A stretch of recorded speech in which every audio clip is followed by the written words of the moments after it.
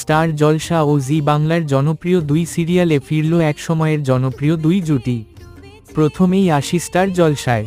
Star জলসার জনপ্রিয় serial তেঁতুল পাতায় সম্প্রতি যোগ দিলেন অভিনেত্রী রোশনি ভট্টাচার্য, আর সেই সাথে দর্শক ফিরে পেল করুণাময়ী রানী রাসমণি সিরিয়ালের মথুর জগদম্বা জুটিকে। রোশনিকে এর আগে রানী রাসমণি ছাড়াও দেখা গেছে গোধূলি আলাপ, আলোয় ভুবন ভরা, প্রেমের কাহিনী এর মতো বহু জনপ্রিয় সিরিয়ালে।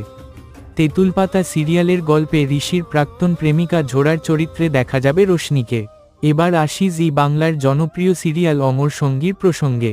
অমর সঙ্গী সিরিয়ালে সম্প্রতি যোগ দিলেন অভিনেত্রী সৈরিতি ব্যানার্জি।